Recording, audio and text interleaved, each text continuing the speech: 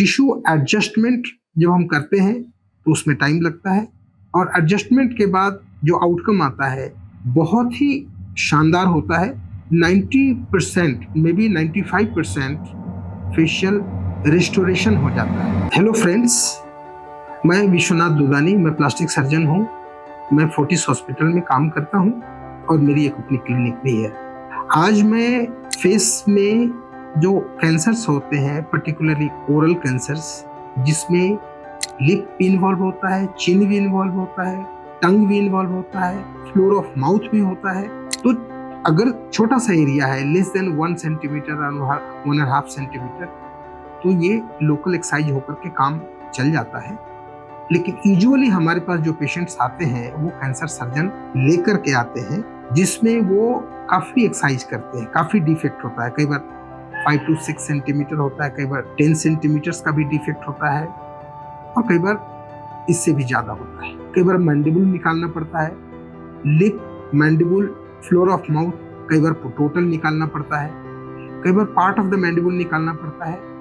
तो जो options, standard option है आज की तारीख पे, वो छोटा एरिया है तो लोकल फ्लैप से हो जाता है, बड़ा एरिया है तो उसके लिए जो गोल्ड स्टैंडर्ड है वो फ्री फ्लैप बोलते हैं। फ्री फ्लैप सिर्फ स्किन और फाशिया के साथ करते हैं, उसको फेशियोक्यूटेनियस बोलते हैं। फ्री फ्लैप के साथ कई बार मसल ऐड होता है तो मायोक्यूटेनियस बोलते हैं, और कई बार हम उसके साथ बोन लेते हैं तो उसको बोलते हैं ऑस्टियो फेशियोक्यूटेनियस और ऑस्टियो मायोफेशियोक्यूटेनियस।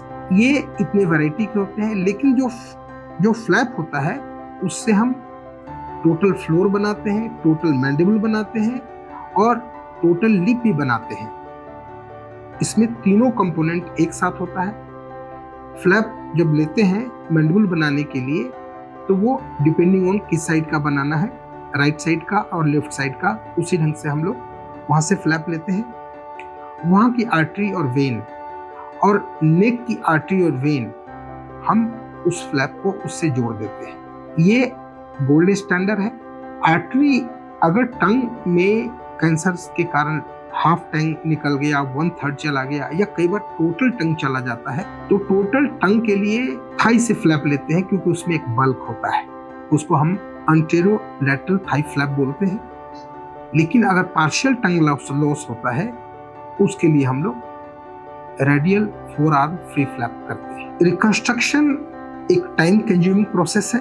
टिश्यू एडजस्टमेंट जब हम करते हैं तो उसमें टाइम लगता है और एडजस्टमेंट के बाद जो आउटकम आता है बहुत ही शानदार होता है।